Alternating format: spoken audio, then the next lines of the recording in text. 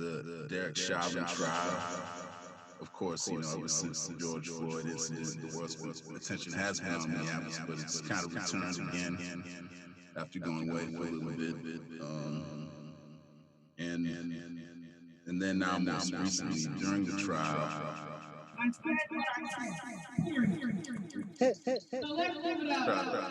Hold on one second. Folks can mute themselves. Hey, oh, go ahead. Sorry. So yeah, in the midst of the Chauvin trial, we have the recent killing of Daunte Wright at Brooklyn Center. It's heightened tension. There's been protests, you know, over the last several days. We're going to hear some eyewitness reports from some of the folks who've been there on the ground. And most importantly, we wanted to hear from other families who've been facing the same you know, crises and tragedy and outrage that, you know, has visited the family of George Floyd and of Daunte Wright. And so we have a few people here today that can speak directly to that. And they've been mostly, I guess, fighting their own fights, but also working with one of the groups there called Family Supported Families, which is mainly consisting of impacted families who've lost loved ones to police violence. And we just wanted to help the world understand that, you know, it's much bigger than George Floyd, even bigger than Daunte Wright. There's real a pandemic of police brutality, and there's a real problem in the state of Minnesota. So we have a number of people who can speak to that directly on the call today. So I see two people who are on right now. I'm just going to introduce them. We have Kobe Dimock, who's the mother of Kobe Heisler, who was killed by also Brooklyn Center police. In fact, Kim Potter was directly involved in her son's death as well, and we want her to talk about that. This happened recently, too, just 2 years ago, 2019. So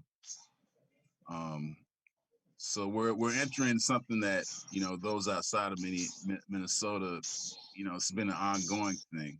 This isn't new, so we'll hear about that. And I also have Sophia Shank, who's been a fighter there working with Family Supported Families, and she can also speak to some of the protests and stuff that have been going on in probably a lot of the cases. Yeah, and I just want to, I think that it could be the phone call. It could be Bailey. He's going to be calling in by phone. Bailey Gale, Dalal Eid's father, will be joining Amity tonight. Tashira is over here in this crowd about to speak, and then I'll be pulling her off that mic and onto this one, as she does in the city. So I might go blank for a second when I go grab Tashira to also speak.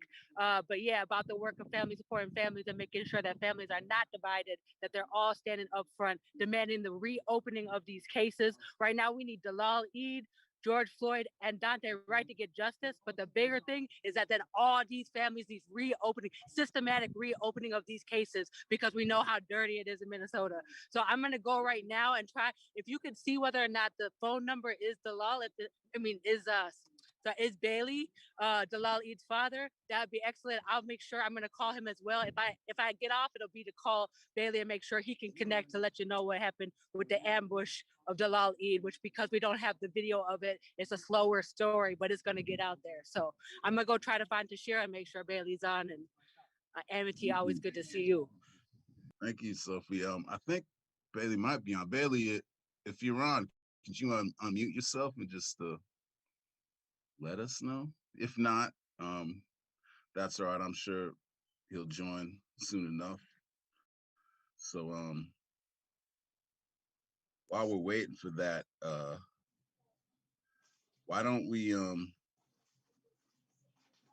hear from Amity? So Amity, thank you so much for joining this call. Yeah, thank you for having me. Yeah, we really appreciate it. And just maybe you can just speak to it right now.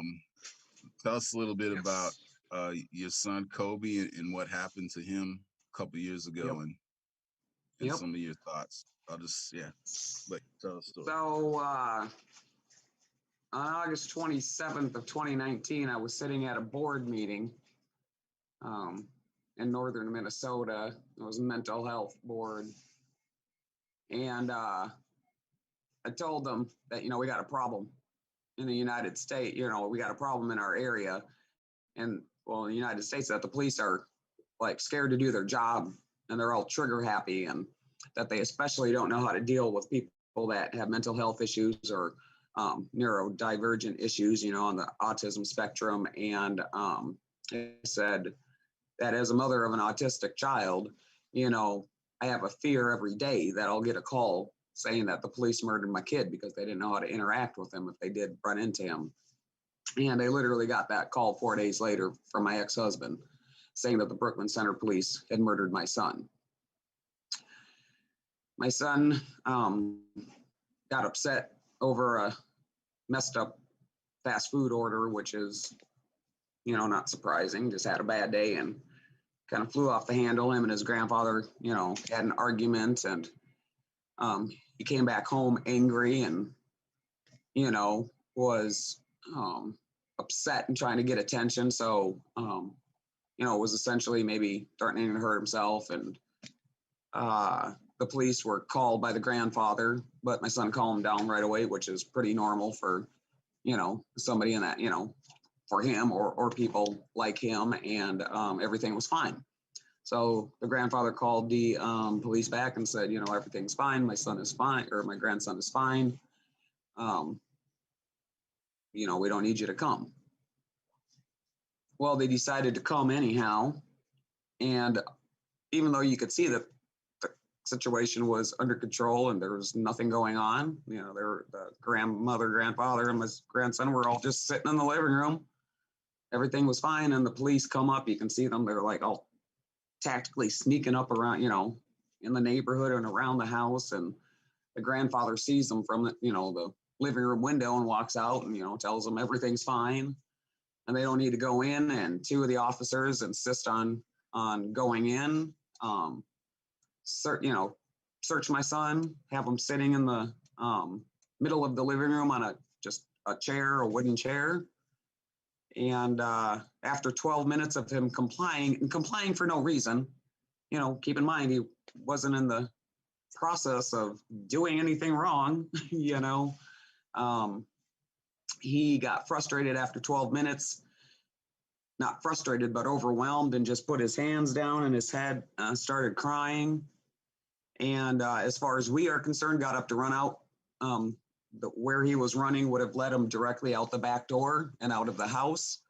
For some reason, the cops did know that house layout and, intercepted, which apparently is not something they're supposed to do because it creates a situation. The article, the Hennepin County Attorney's Office, which today, by the way, I am now finding out, and I did always wonder if Brooklyn Center is in Washington County, why did my son's case go to Hennepin County Attorney's Office? So I just, somebody, legal resource corporate coalition or something like that pointed that out today. So I'm all like, so things are coming up that I didn't even realize might have been problematic in my son's case, because they closed the case, and chose not to charge the officers, as they do in 99.9% of police-involved murders. And so not only do we find out that happens, but then after, and we couldn't get any traction, like after coming out and protesting all year after George Floyd and all summer and all fall and all winter and now all spring. Yeah, maybe Minneapolis knows some of these families finally, other than what I call the household names like a George Floyd or a Breonna Taylor or a Tamir Rice. I mean, we know these names. We all know some of these names. But the problem is that's just a small handful of names. And just in Minnesota alone, we have close to 500 murders only in the last 20 years, police murders, state-sanctioned murders. And so now Daunte Wright was murdered on Sunday. Well, all of a sudden, and I've just been going at 100 miles per hour, literally since the moment we found out that he was murdered, because it happened in Brooklyn Center. It's literally like less than 5 blocks away from where my son was murdered. The grandparents and his neighbor, who was his good friend, you know, who were there and heard the shots and everything, can hear all the commotion that's going on and the rallies and all that stuff from their place. It's that close.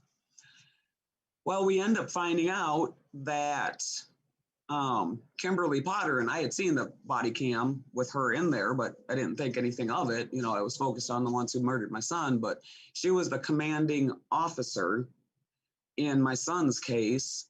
And I woke up on Monday morning to people like Ben Crump, famous civil rights attorney out of Florida, posting about my son and how Brooklyn Center does things wrong, Kim Potter in specific, you know. And then later in the day, I hear Sean King, the news personality, talking about my child and how Kim Potter, and I guess he said this was in the case file. I haven't read the case file. I'll tell you later why I don't read their garbage, but that apparently she instructed the officers to separate, go to their cars, not talk to anybody, which is all appropriate. But then she instructed them to turn off their body cameras, which indicates a possible cover-up, attempt at a cover-up, and is not even close to what their protocol should be. We should be able to hear their reaction. We should be able to hear any calls they made. We should hear if they had actually talked to anybody afterwards. We now have no proof of that. So ever since Monday, I'm getting these constant contacts of, hey, you know, they were just talking about your child in depth on CNN. Hey, you know, here's another article. And so unfortunately, but for the death of Daunte Wright, the people who are now hearing about my son wouldn't have heard about him. It took yet another life. And it had to be in proximity and in the same department for anybody to, because here now people are talking about Kobe's case, but there's still all the other families here because they're not related to that case aren't being heard. At least I am. But us families, we stick together and we want everybody to know that, you know, it's not just George Floyd and it's not just Daunte Wright.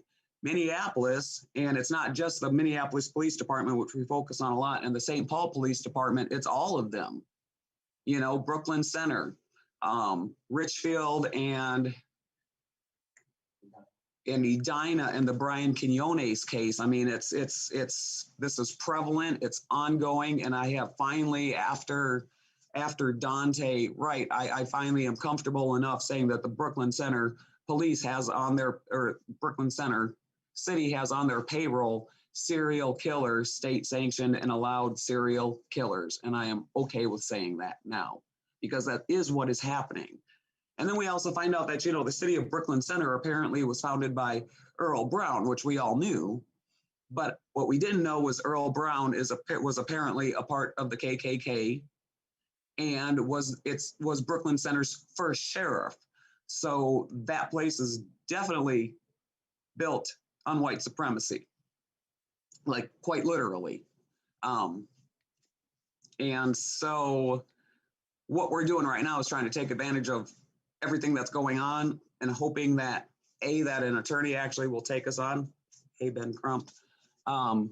And fighting for justice and being able to prove. So the other thing to point out is that every highest up person in the organizations that touched my son's case, Hennepin County District Attorney Mike Freeman was taken off the George Floyd case, deemed due to sloppiness. Well, he had my son's case at the same time. He had Brian Quinones' case at the same time. He had Travis Jordan's case at the same time. You can't tell me he was sloppy on George Floyd's case and not sloppy on our cases, right? You can't be sloppy one day and not sloppy the next day. And then the other department that dealt with my son's case was the Brooklyn Center Police Department. The city manager got fired. And then the police officer, the commanding officer in my son's case, and the murderer in Daunte Wright's case has been charged with, well, manslaughter. We're trying to get murdered. And then the chief of police. Well, I know he's put in his resignation. I haven't had time to check to see if it's been accepted or what. But so all of the highest up people involved in my son's case have all been deemed incapable. There is no possible way that a person in my position can trust that he had a fair, that the case had any sort of fair element whatsoever. And so I am out here fighting for justice for my son, but at the same time got to fight for justice for all other stolen lives, and also taking steps to make sure that this doesn't happen to anybody else. You, your children, I don't care who. White, black, yellow, red, yellow, mental issues, not, drug user, not, I don't care what your situation is. I don't want you to be murdered. And most specifically, and I think people are starting to forget this, but the police are not supposed to be our judge, jury, and executioner. And that's exactly what's happening time and time again. And if we can't figure out how to hold them accountable, it's going to continue to go on. So that's why I do what I do. That's why I continue to come on these things when I'd rather be taking a nap or hanging out with friends. But it's important because it needs to stop. And by doing that, it's the laws we got to pass and getting certain people out of office, and then better people who aren't just lip service people and more concerned about their next election instead of serving in the term that they were actually elected for. I just had a couple questions. Before you do that, Brock, I'm gonna have to get off. Tashira's on the mic. You can hear right now, dressing the crowd in front. I'm gonna go right now to connect. I don't think that Tashira's gonna be able to get on because there's a few other families and stuff. She is also speaking, and Paul's down here as well. Gonna speak about Travis Jordan. You can hear her. And but Bailey is on the line, so I'm gonna leave y'all and I'm gonna come back to you. So I'll be back after I connect with Tashira. Thank you, Sophie. Yeah, just a couple things. So the prosecutor was Mike Freeman in this case that investigated what happened, and he basically, how long was he investigating it, and when did he decide not to? He closed the case, right? Yes, it was at what it was 61 days of BCA. No, just the full amount of time. I'm saying, and then Mike Freeman got the case, and it was like 10 months. I want to say it was like 10 and a half months. Mm-hmm. But we're pretty sure they probably had it done earlier because I had talked to the Department of Corrections, and I knew it had gone to the Hennepin County Attorney's Office, so I knew it was sitting in his office. But then George Floyd got murdered. Right. And so they literally let my case just sit there and dealt with that, which was frustrating, like getting the Attorney General put on that. Boy, I would have preferred that in my case, instead of Mike Freeman. Nobody has confidence in Mike Freeman. Nobody's had confidence in Mike Freeman for quite a while. In fact, there's a Recall Mike. I wish I had my Recall Mike Freeman shirt with me. But, there's been a campaign for quite a while to get rid of Mike Freeman also. Well, let me ask this other question, and then we'll try to hear from Bale too. A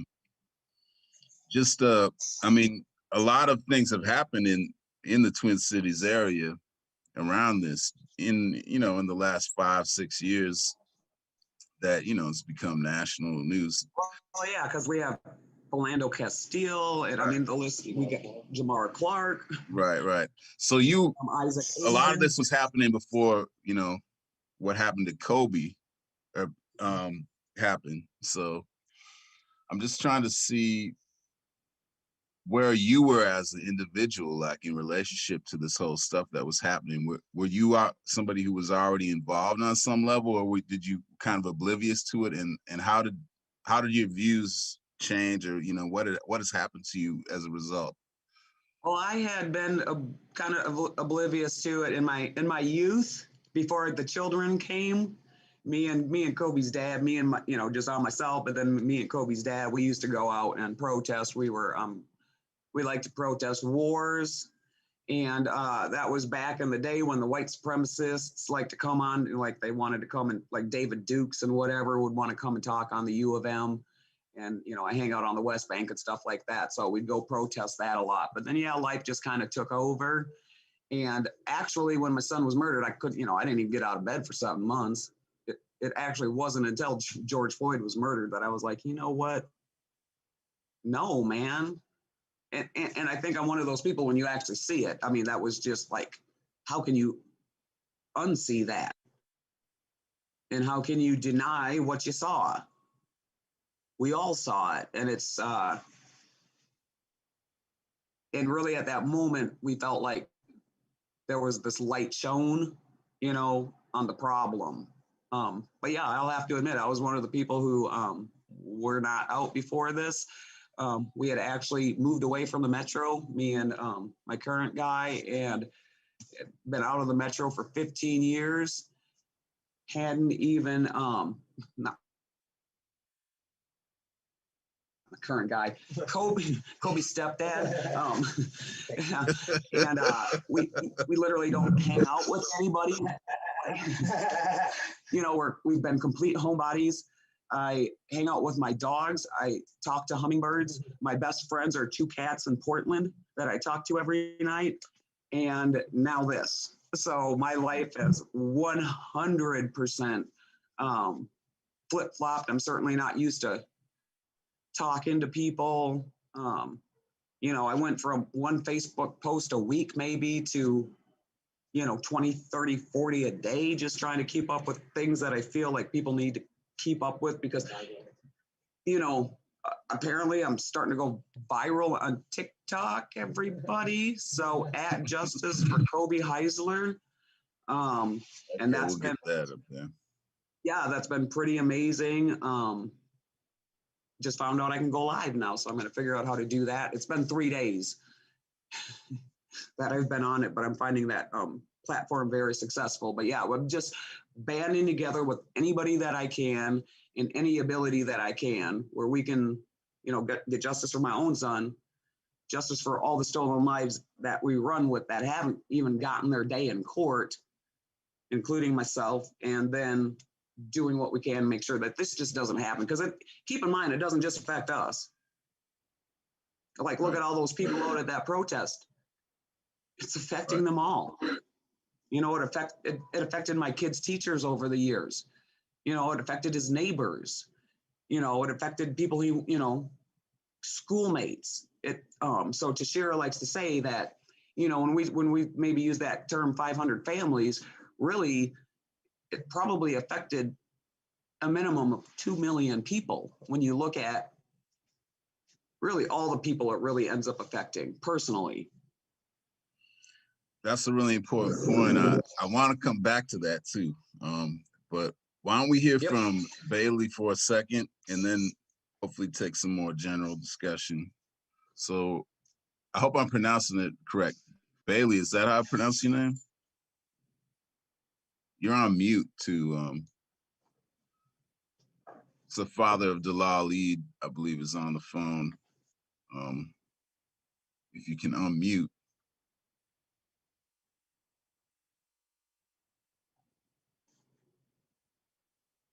Oh, there we go. Nope.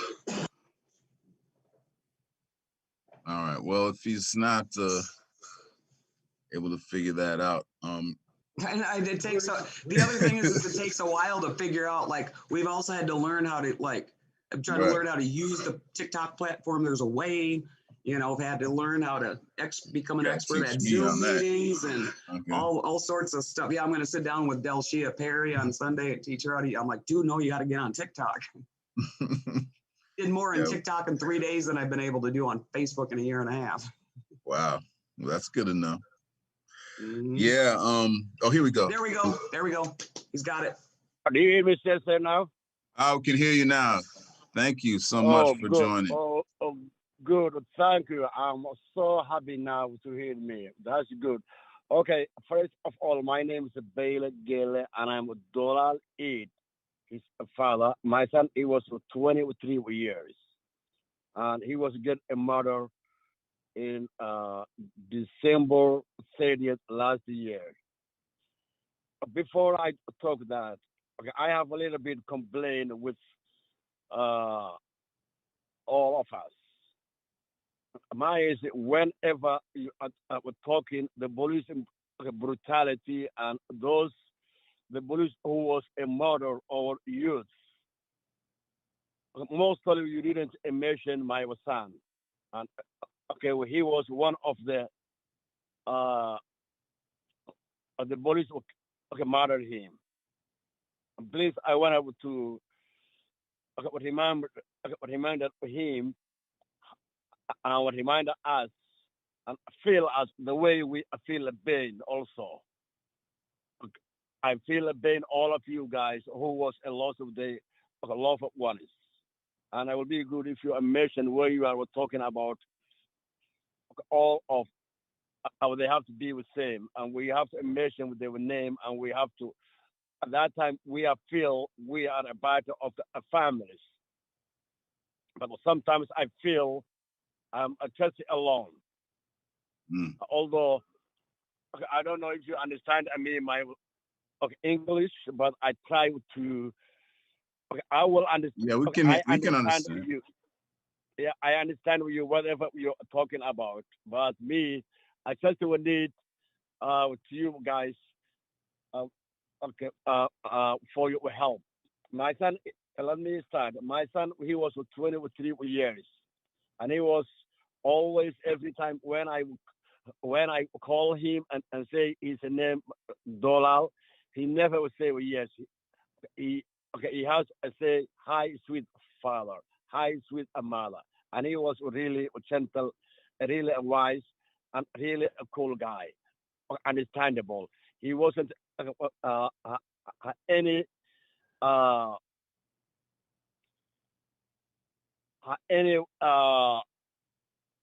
trouble guys. He was a nice guy. He was have an open heart, and his doctor was crying. His teacher they was crying when they were hit. Everybody would know him. They was really feel sad. Okay, they was killing him, my son. December 30th, and they was saying it was traffic stop. And when we would see it was in gas station, Holiday gas station.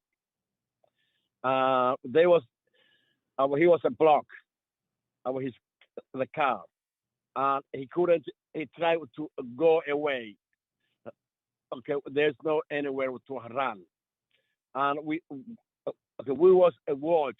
The video was, I think it was 30 seconds, and just see what they was show us. They was killing. Take my son is alive.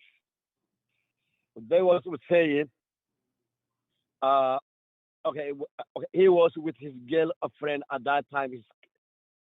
At the time they was killing, and after they was saying it was undercover. A police was with him in the car.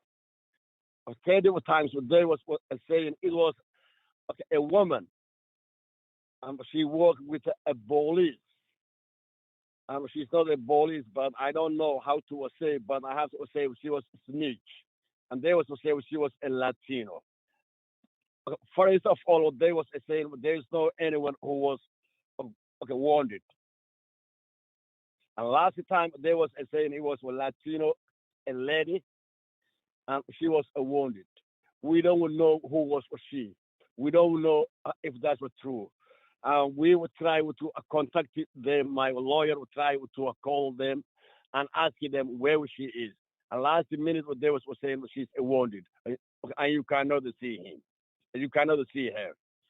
Okay, there was a saying we have uh, okay, a children and the girl a friend. We don't know. And my son, I wish if he have okay, a kid and a wife or a girl a friend.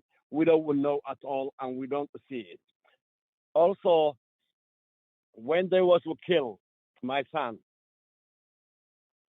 and I know they didn't to kill him. There's no anything else. There was a saying, it was fire. He fired them. We didn't receive the video, and it was they would shoot him 14 bullets. 14 bullets. They was shoot him 3 bullets. Cars. They was block him, and we tested saw only a right angle of the video. We see that one guy he was running and we shoot him, and those another cars. There was a block. We didn't have any video or any things at all. When we asked them, the gas station for holiday, can we receive that the video? They was scared and they said no, we cannot. I will give you. We cannot. I will show the people. Also, there are another a witness, the woman. She was there at that time. The police was close inside in the gas station, and when she came out, she was put her Facebook and say I was a witness. There's no dollar. He didn't shoot anyone. A negative day, and she was saying, I will be a witness. I be in the court. I will be a witness. My number is that. You can call me, contact me, anyone. Second day, she was saying, the police attacked her home. And they was attacked her. After that, she was a change. Her phone was disconnected. And she was a change at a Facebook. And we don't have any more information about that. Okay. The second, those police who was to kill my son, they came my home. They came my home 2 a.m. We was sleeping. Okay, go ahead, sir. No, just yeah, you're correct. Just for the viewers that aren't familiar, they raided your home. Yeah, they went to my home. Yeah. They came my home, and they was just to terrorize us. We was sleeping. I have a small children. They was just to have a shield, a big gun, screaming, and they was would destroy my home. And my children, they didn't respect even I have a small kid at 5 years. And they was a bunch, all of us began. Then when we asked them, who are you? And what you are looking for? I told them, do you have a word? They said, you don't need to know now. I asked them, who are you? They told me, you don't need to know now. And we was scared. My children and my wife, they was crying. And even I thought they're gonna kill us. And we didn't know if they would kill my son. We didn't know at that time if they kill my son. And my son, they was killed. Was 6 p.m. or something. I don't remember, but it was 6 or 30 or 6 or 20 p.m. And we didn't know that.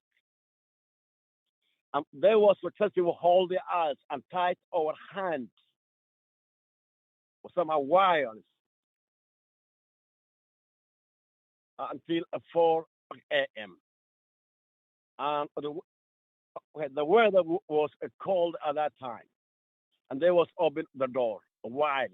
And we was sitting close to the door.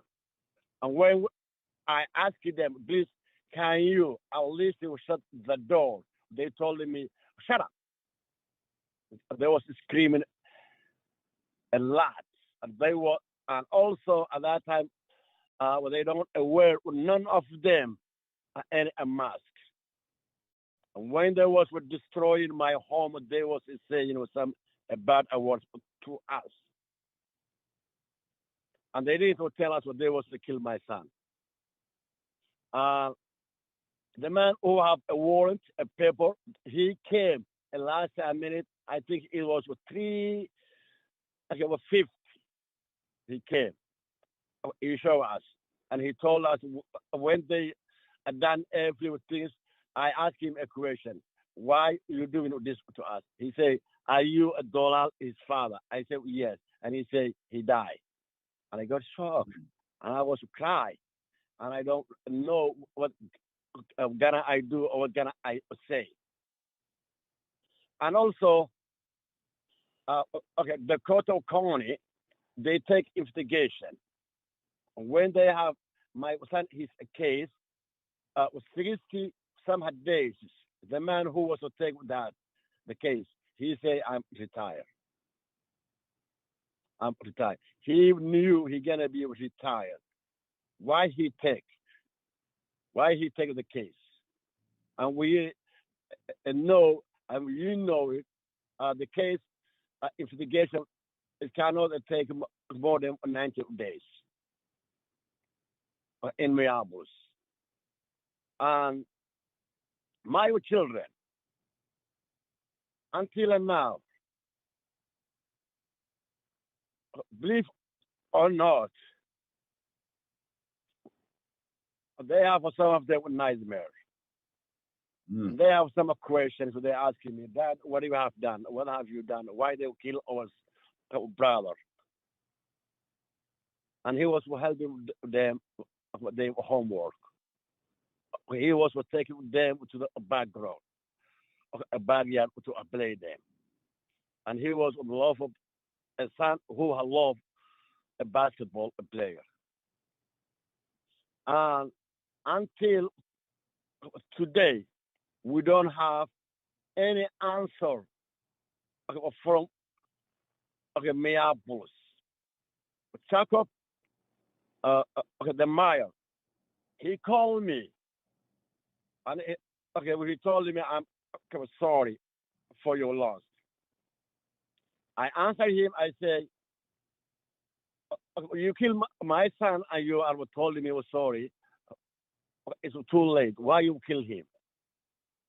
I say, "I didn't to kill him. I say, I know you didn't kill him, but your employee, you are the one who is a boss of the police. Why they will kill my son? Why still now? Why they have the uniform? What to do a service with the public? Okay, they are a murder. They will kill my son, and they kill another a kid, and still they have a uniform. They were doing the work. How many people there was a kill before? We don't know. How many people they can kill after? We don't know. And also, what we are, I was saying, as fathers, as mothers of everyone, we need a justice. We need a justice. My son, although I don't know English well, but I really understand every word. I have slang and I have stutter, okay, and I have so many painful. I don't want to be emotional. When I was here with someone, the police were killed. Last Sunday, we was in a rally, and we was working for the looking for the justice, our church team. When I was here, the police were killed a Sunday evening. Daunte Wright. I was to cry, and my wife and my kid they was to cry. We was watching a video. So please, I really Okay, I have so many painful, and we have so many painful, especially you have a painful where you cannot talk, where you cannot know what are you gonna do, or who you gonna talk, or which door you gonna knock, or where you gonna ask them help. That's a painful I have also, especially my family and my children. Still, they asking me every day, Dad, why they arrest you? Why they arrest us? Why they terrorize us? Why? What we have done? I don't have a question. Why they kill our brother? They asking me. And so, there was Sheriff in Miyables. He was sending with someone, a Somalian, who he, no, first, sorry, it was, I forgot always, it was,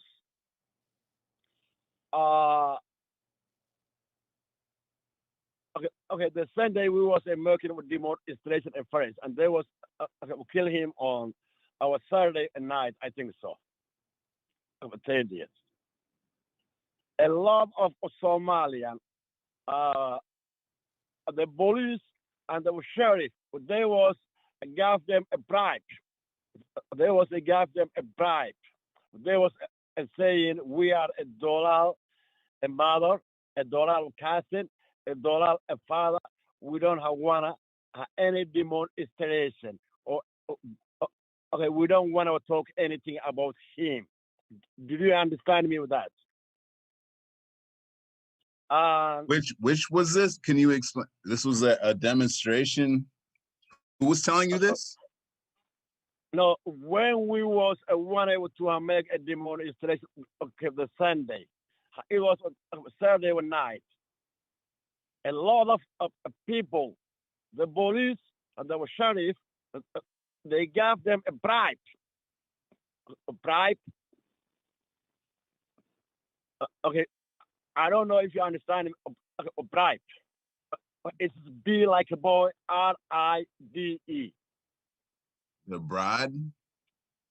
Yeah, I want to give some money with someone. Oh, bribe. They bribed. Okay. Yeah. They got bribed. They got them, and they say, stop it. Please inform the Somalian community or the black community. Tell them he shoot us. Until I talk, I make a recording a video myself. Okay, I'm put in the Facebook and say I am a father. Please, everyone who love justice and again it is the police brutality. Please tomorrow, let us meet 2 p.m. We have demonstration. So there's a demonstration. And also, yes, and also tomorrow. That's the day when they will kill. The day after they will kill him. Okay. What I was saying it was in January 2nd or January. I think it was January 2nd. Yes. Okay, the demonstration was January 2nd. Okay, the sheriff called some another Somali people. He was told them, tell the father, Bailey, which is me, I cannot get nothing if I make a demonstration, and if I go in the court, he cannot get nothing at all. Tell him. So it will be good if we make with negotiation with him. Do you understand me, sir? So are you saying, is this what the lawyer told you, or this is what the police sheriff told you? The sheriff? No, the sheriff. The sheriff said that. Yeah, well, sheriff told another Somalian people, he had know them. Okay, Well, and he was saying, Oh, sir, go ahead. Sorry. And he was saying he gonna give me some under under the table. Mm-mm-mm. And that's true. I have a witness and I have everything. Well, I think that's I totally believe it, but I think it, a lot of people will find that difficult to believe, but I think especially other families in your position probably can believe it a lot more readily than a lot of people. But that's partly what we're trying to do here is open up the minds of the public that just don't want to believe that this kind of stuff is happening. So Because the reason he was saying he knew we don't know our rights. Okay. He knew as a Somalian we don't know our justice. Yeah. And also that it was for recording. He said a lot of some make agreements, a lot of some assault, and he had mentioned that's a guy. He was a messenger. He was saying the sheriff wanted to give you family with some good things, and I would say I will never take anything from him. I don't want to hide my side. I just do need a justice. Wow. I just do need a justice. Well, I really salute you for the stand you take. My condolences so much for your loss. And I think what you're saying is the truth, what and that's partly what they underestimate is that people really do stand for something, and some things money can't buy, so thank you for taking that stand. And I feel confident, but I know that other people need to step up as well. We all need to step up and take a real stand alongside you and these other families, because you know more than anybody, how real this is. We can't do it ourselves. The change we need to make is it's going to take the masses, because we need pressure on. Like I say, we can protest all we want, but the protest brings the light to the issue.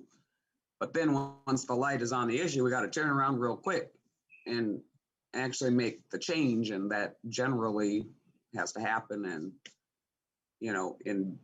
in meetings and in the legislature and in stuff like that, reimagining our community, all that's the city hall meetings.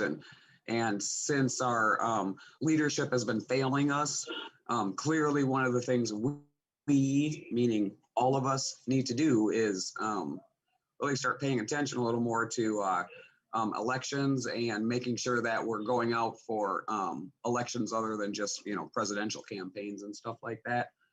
All the way down to judges. Like, let's keep in mind, these judges are people putting a lot of these brown and black bodies in jail unnecessarily, and stuff like that. So, we got lots of things to do, but yeah, at some point we got to stop and actually start changing the laws, and way easier said than done. Yeah, I mean, just on that, and I want to encourage people to join the chat with any questions you might have. I think we had some people have problems getting on the Zoom, so but I just wanted to just like point to the Daunte Wright case, where I think you can see Okay, the well, protests that we've had an impact. Yeah, go ahead. I forgot. Sorry, I forgot something was happened last week. Okay, my daughter, her car she had lived, she got married and she lived in Brooklyn Park. And her car getting so many bullets in the inside in the garage, and they live in the building. When they went to a call to the police, and police was kind of see the camera with the uh, a building what happened, and the landlord they will call them and they will say you have to move as soon as possible. Okay, you have to move this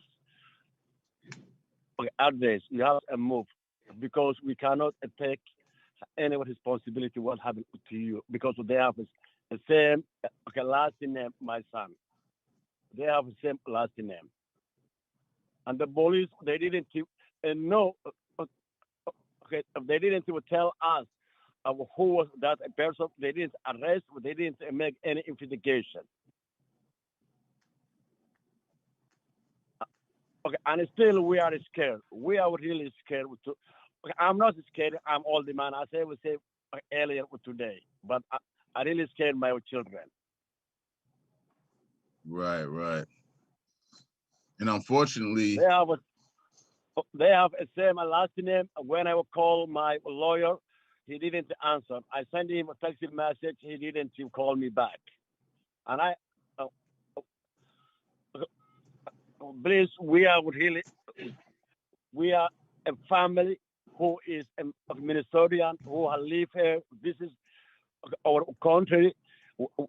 We are not going anywhere. We're gonna die and stay here. I'm born here, and we need help. We need help. We are really scared. This is a true. This is a true. And I'm really begging you, please, all of you who will hear me, will listen to me. We are really scared. Thank you, Bailey. We definitely have your back, and we'll do what we can to make sure people know about your case. And I think I'm just glad that you've connected with these other families. I think that's people you can trust and who should know some things that should be able to help you. But I think unfortunately, it's a lot of families are being affected from all walks of life, and this intimidation that you're talking about is real. I know other families that can attest to it, and it's important that the public knows that this is what really goes on, and yep, so that they can come to your aid, and we can make real changes. But the point I wanted to make was kind of right after what Amity spoke about, in terms of what is it going to take to make changes. But I think the Daunte Wright case shows a bit of the impact of the protests, because they definitely wouldn't have charged this officer probably at all, but definitely not so swiftly without some kind of fear of the social repercussions, the political repercussions of not doing so. So, and getting the chief of police and the city manager and stuff like that out of Brooklyn Center, that was by pressure by the activists,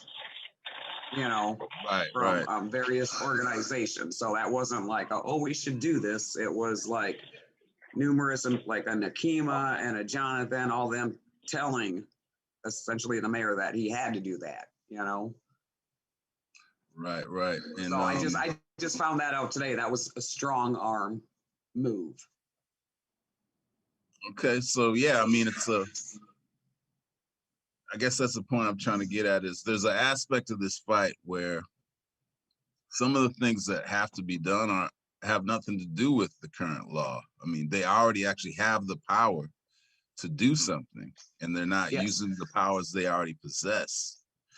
So if we fail to recognize that, then we're kind of missing then we're kind of going into a situation where we assume they're gonna implement the next law. And they're not even implementing the current law. Yeah. You know, so to me, that's where And- pressure, you know, can affect what they do, not before laws, you know, just right now, you know. Right, and here being ground zero, one of the things that we're noticing is that while the world is kind of watching us and all kind of expected maybe we'd be the ones to take the lead and start making some of this change, instead, while we're sitting here trying to do our fight, we are actually watching New York and Colorado and California be able to pass these measures, these police measures that we're talking about. So if people are watching and you think it's such a far-fetched idea, well, no, it's not. It's been done before. It's happening. It actually works. There's statistics and, you know, facts that you can, Camden, New Jersey is one example. Countries in Europe, they don't even really have police murders because their officers don't actually walk around with lethal weapons and stuff like that. So I know Colorado, the Attorney General did something with qualified immunity, but most importantly, I saw that they had switched their police response to mental health to no police response at all, and were able to post 6 months of stats on that, and it looked like it was all positive. And then New York City just got rid of qualified immunity for police officers. So like qualified immunity is the big one. And while we sit here and fight, well, they keep on kill and get off on it. We're actually watching these other states take the first steps, you know, take steps ahead of us when, as far as we're concerned, with the world watching and with what's been happening here in Minnesota. I mean, there's just no reason why we shouldn't at this point have been able to pass some more meaningful legislation, but I can answer you why, and we'll say Warren Limmer is why. He's holding up all the police reform bills, Paul Kazelka, but we're also finding that when it really comes down to it, those Democrats that we put in office who are yapping this and yapping that when they wanted to get elected, guess what?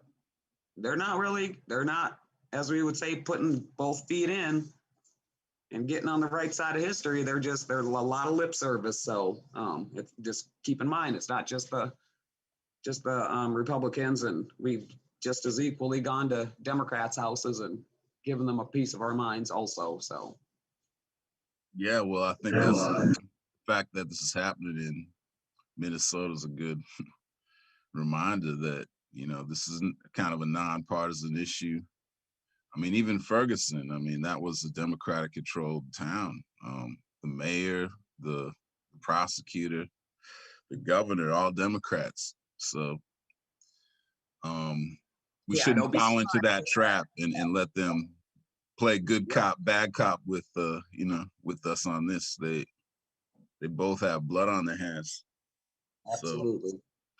So, well, just one thing is, I don't know if anyone who's watching has been trying to get on the Zoom. It looks like we fixed the issue, so please try to get on that if you want to ask a question or just ask from the chat. We just kind of want to open up this part of the episode for anybody with any kind of questions.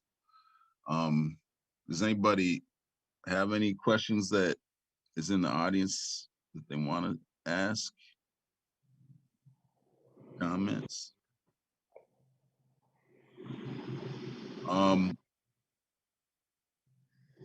It's mostly a lot of people sending words of encouragement and solidarity. Definitely I appreciate that. From every time we come out and every time we do these things, that's not easy. That's not fun. It's right. Emotionally draining. It can be physically draining. It's just it's time consuming. Takes you away from the things you really want to be doing. Right. Yeah. Tell me about it. Well, I don't need to tell you about it. What was that? You end up with a drive in you, I think, when they do this to you and your loved one, and you just can't. Even if you didn't want to do it, you kind of. Right. Well, maybe we can take a quick update from Sophie. Are you at the protest? Can you tell us what they're protesting about right now and what's going on? Yeah, I know that Amity can tell you it moves kind of fast out here. So, yeah, we just heard. You'll see if you go to families supporting families. I didn't even know all these speakers were about to speak. So we just had Tashira opened up, and I was a little late, so you'll see that because I was with y'all, and then we had Mr. Shia speak. Jamar Clark and George Floyd's family were there in solidarity. Jamar Clark's sisters and George Floyd's family were there. We had Paul Johnson speaking about what happened to Travis Jordan. I'm walking out right now because I have to go pick up something and come back. But yeah, so you'll see. We had a few other speakers too. I'm sorry, I'm forgetting right now. But the point is that a lot of these families, the whole thing is that here in Minnesota, through the families organizing, they're shipping the access back, onto these demands of prosecute and jail killer cops and reopen this question of how these investigations have gone. So when you listen to family supporting families, if you tune in, I would definitely suggest you do that. Go there, you can hear directly from the families, but I guess that's the update from up here, Sounds good, Sophie. And that really kind of got me to a question I wanted to raise. So this is open to, Amity and Bailey and Sophie, just about that, about the protest movement and how, which way you think it's heading or where it needs to go. That's kind of been our view is definitely these demands around prosecution, reopen the case. They haven't been the main thing pushed nationally, at least. It's not what you see in most headlines. And it's all debating around more questions like defund and stuff. But it seems to me for all the families affected, impacted, and just anybody just to do a mental exercise in their own life, just think about if it happened to you, what would your first desire be? You want something to be done to the person who hurt your loved one. You want accountability first and foremost. To me, that's like just basic human nature. Yet families are asked to somehow suspend that or, consider other things. And oftentimes, even the reforms that are being proposed are all done kind of like a consolation and without ever really addressing the fact that there was no real attempt at justice, towards a crime that was committed. Well, and as far as some of us families go, justice is in these cases are not just forward looking. Like right. You don't get to say that justice happened if you only apply some of the stuff going forward. Us families will not stop demanding that all of the cases be reopened and reinvestigated. So justice isn't just about, even if they did do something right, we wouldn't be happy with just looking forward, because then that leaves me out just a year and a half ago. No, that leaves Marilyn Hill from 23 years ago, Tashira Garraway and Justin Tigan 11 years ago. No, right. And even some of those ones in the past where we didn't have our telephones or our computers or a bunch of stuff that we even have now, where we still can't get information. Can you imagine when they didn't even have body cam videos? They didn't even have cell phones. They have nothing. But regardless, as far as we're concerned in our hearts, like justice, is back and forward. Right. Yeah, I just want to, and I'll jump off just briefly. I just want to echo that, which is, like I said, we really, and even in the case of Dalal Eid, because of the way that they did the cover up, because they got out and they said it was a shootout, which has no evidence from that less than 30-second video, but they used that to shut down the movement to say, oh, it was a shootout. Well, then they said it was a traffic stop. It wasn't a traffic stop. It was what was it? How you say that? It was what's it called? Brock, what's it called when the cops try to set you up? Anyways, it was a police setup. They used an informant to try to do an arms deal. And this came out afterwards. It came out a full 4 days afterwards because they had to put it in the warrant. So what I'm saying about that is that we still need prosecution to the fullest extent of the law for the police officers who killed Dalal Eid. But right now they're trying to say like this is a smooth sail, free dunk because it was a shootout. No, it wasn't. So we have 3 cases right now that are open and could still be prosecuted, but all the other families in Minnesota need systematic reopening of the cases. So I just want to go back to Amity's point, which is that none of us are going to stop whether or not, however this trial goes. It's so much more than that. We need to use the full force of this moment to learn to turn backwards so that we can go forwards, because these cops need to be held accountable. So I just want to piggyback, and I'm sure that Bailey will also, so I'll take myself off the mic. Yeah, thank you, Sophie. Yeah, Bailey, you have any last thoughts on this? Well, what I have is, I just would need a good attorney, a good lawyer, and what I would need is I want to have a justice. Because last week when they was attacking my daughter, and there was about 5 bullet her car, and the landlord told her also, you have to move this home. It's not safe, and it's still the bullies, they are running after us. I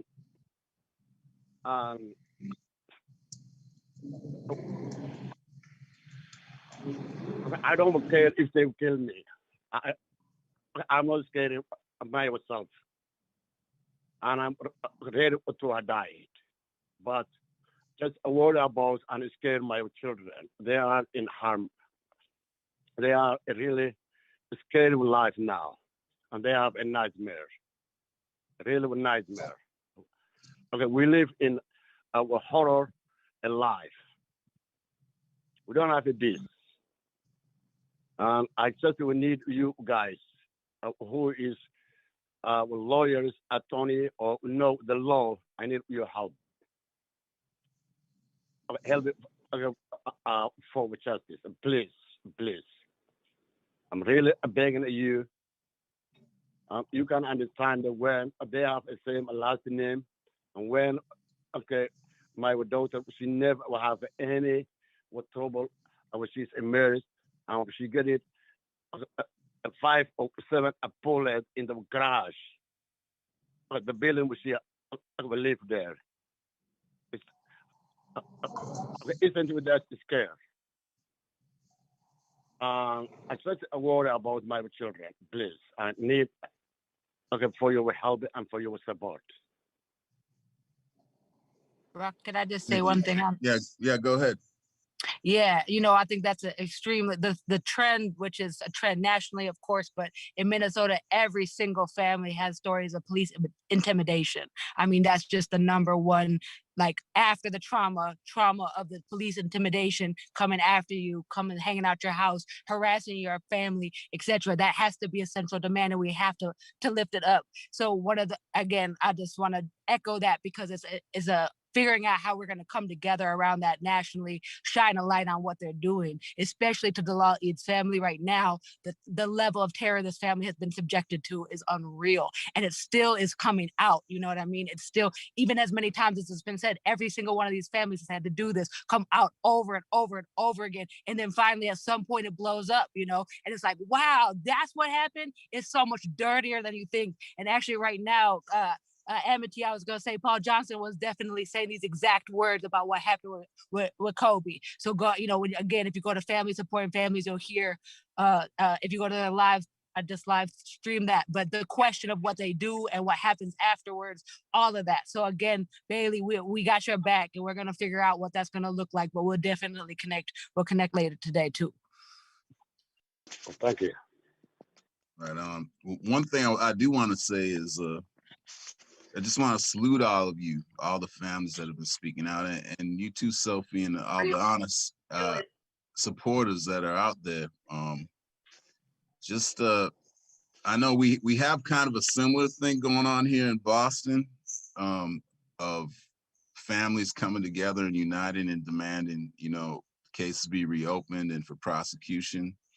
Uniting is very effective. We have found that trying to do it each on our own, one by one, you can pick us off, and and silence us a lot easier. But when we not only come together, but remain together and plan and strategize together, I mean, at least we've gotten a little something done. You know, we got mental health training bills for officers passed and autism training bills for officer passed. Not that I actually think officers should be involved, but hey, at least it was something, you know, ban on warrior style training. I mean, slowly, I mean, it's watered down stuff, not near what we're looking for, but I mean, there's a little bit of motion coming, and people are starting to listen. And I don't know if they realize it or not, but we've said it again. We're not shutting up this time. Like we're pushing all the way. We're pushing all the way through that wall until we're on the right side of history instead of being stuck on this wrong side of history.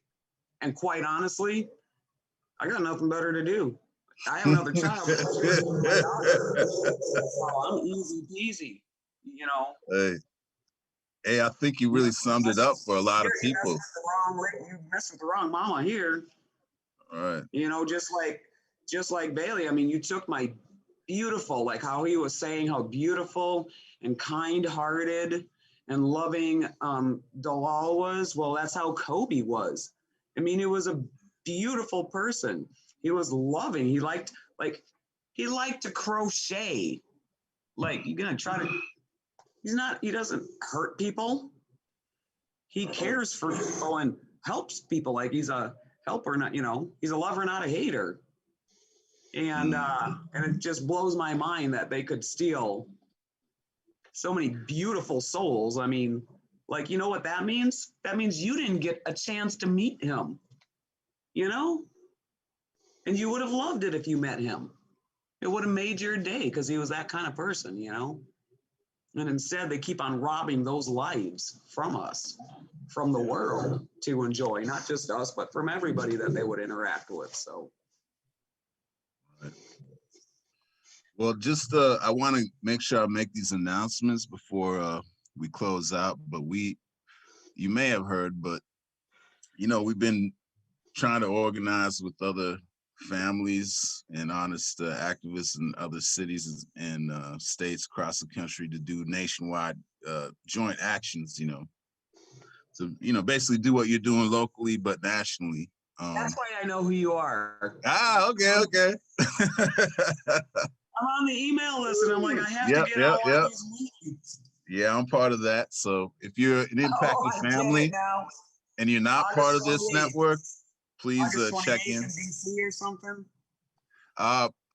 I'm based in Boston. No. Isn't there a national action? Yeah. 28th in DC. Exactly. That's August 20th. Yeah. August 28th. Well, that's us. That's you guys too. That's all of us. I've been meeting with too many people. I can't keep everything straight. Right. Yeah. Yeah, so it seems to be off to a really good start. I think there's, you know, close to 100 families that already signed on. Well, then I need to talk to families supporting families, and I think we all need to. Yeah. No, this is it. Now is the time, I think. You know, everything y'all are sensing, everything you're doing is kind of reflects a process that's happening on some level or other all across the country. Okay. And, you know, it's somewhat organic. You know, it's not really... It's coming because they're. Is this the first time you've connected with families supporting families then? Well, I mean, kind of, I guess, in an interview style, but no, we've been talking. Well, yeah, you guys said you were here. Okay.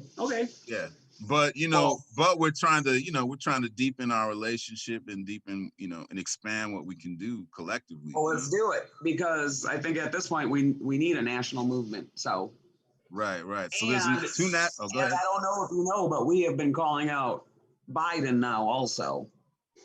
Oh yeah, there's no what do you call it? There's no nothing's taboo, no holy cow or whatever you want to call it. No one's above criticism. Yep. So he's our latest. Well, that's good. Yeah, I mean, and that's the thing. That's who we'll be calling out among others in DC when we converge. Awesome. Well, now that I know. Yeah. So April 24th, though, we're doing nationwide actions too, just locally. And May 25th, which of course the 1-year anniversary of George Floyd, we expect there's going to be demonstrations. But this is to be family led, you know, and to center the demands of the families, and to try to, you know, and that's where pressure or bring the rest of the protest movement back on point. Yeah. Yes. We're trying to reorient the whole protest movement. Yep.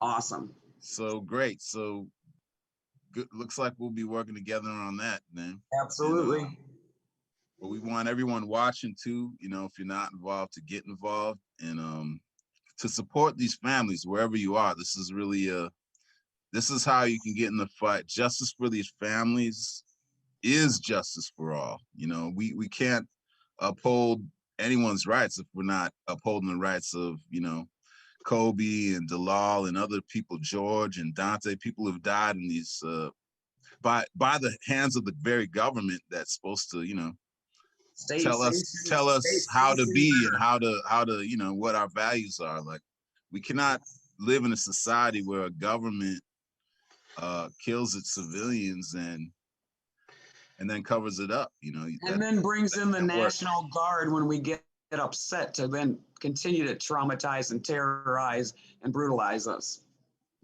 Right.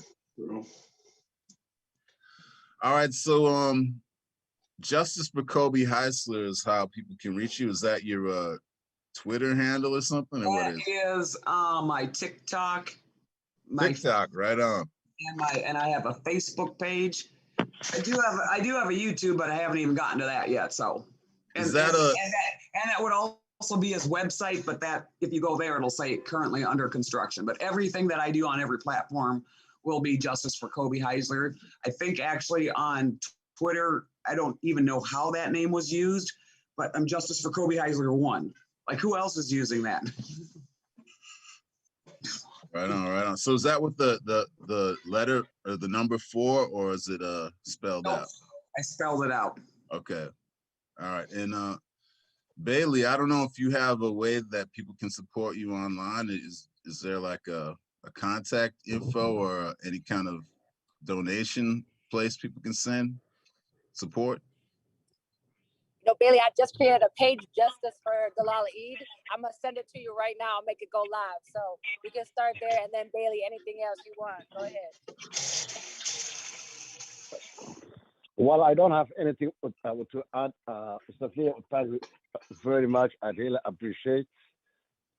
Sophia will know my situation and will know what I'm feeling. I say thank you, all of you. Oh, thank you very much. Well, I'm gonna throw this up on screen. This is what we have going here in Boston next Saturday. So we'll be holding up our end here. I don't know what's going on in Minnesota. Maybe Sophie has an idea, but I'm sure you got plenty of other things besides the nationwide action. And basically, for wherever you are, you know, if you already have something planned for, you know, a local thing you got going on, we're real flexible. We just consider it part of the same action.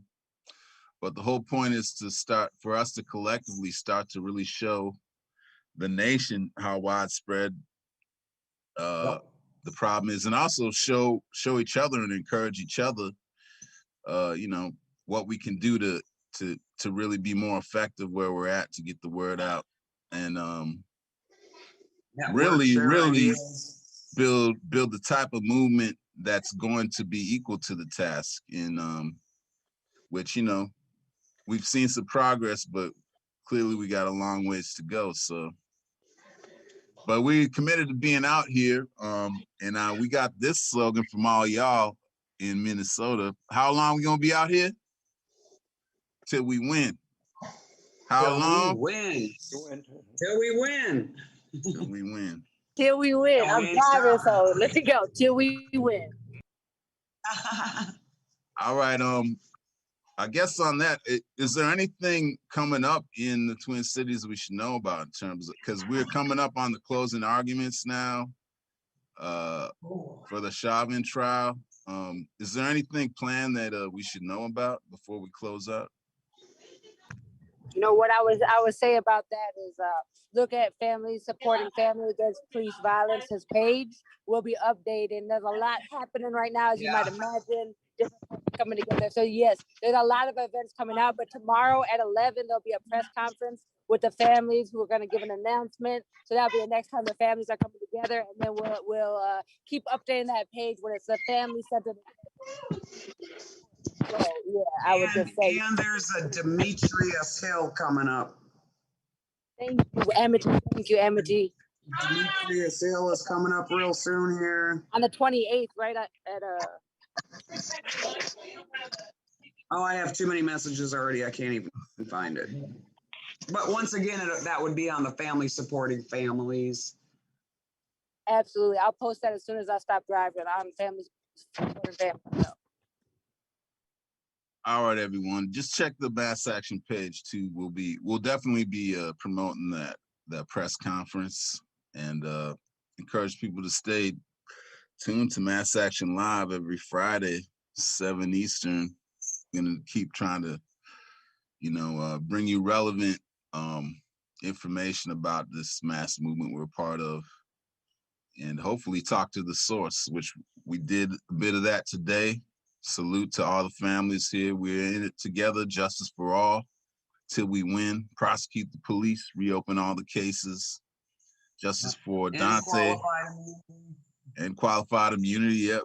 Justice for that's really the statute of limitations and the end of qualified immunity are two of like the biggest ones that like would directly affect the family's case, like the ones that have already been murdered and the case is already closed. A lot of the other stuff is like going forward to help other folks, but those are two of the big ones that were going to help everybody. But the reason that officers don't ever get held accountable is because essentially qualified immunity says if they say, oh, I was in fear for my life, then it doesn't matter what they did. I mean, as long as they were scared, which apparently they're scared in every situation, then it's essentially justified. Qualified immunity. Yeah. Well, I understand a lot of that has to do with the civil suit as well. I don't know what degree. I see Mel's on. He probably knows more about this. What's up, sister? What's going on? Hey. Long time no see, huh? Hey, I know. What was it, a few hours ago? Oh man, and that brother bail just to get you going. I mean, I know he's right. Wonderful. He be talking about right. He be talking anywhere as kind as him because he's a very, very kind soul too. And we've got to help him, y'all. Did you hear what he said? Yes. Y'all hear what he said? He said, yeah. He needs they're trying to put him out of his house, y'all. We got to help him. Right? Yeah, they're trying to put him out, y'all. So we're coming together. We're gonna get on it. Yeah, it's so good to see y'all get y'all stories out. We're trying to put it out best we can, obviously, but it's really good you got a chance to put it out. And I know if you told, you so humble, you didn't really tell them, did you tell them clearly that that this woman pretty much kept your case from going forward? Because remember, she lied so that the story didn't come out clearly, right? Did you told them a little bit? You can tell them a little more about that. Yep. It's Kim Potter. It's just crazy the amount that's come out since Sunday. I can barely keep up with what's going on. Does anyone know when? No.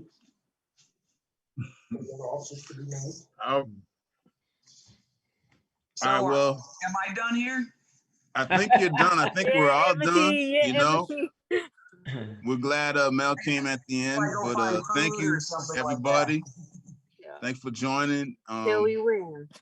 Till we win. If I'm gonna go out to Brooklyn Center where you guys are at, so I'm finna go too. I'm finna coming out there now because I was gonna stay here and hold down the fort, but I'm coming. All right. See you soon, Amity.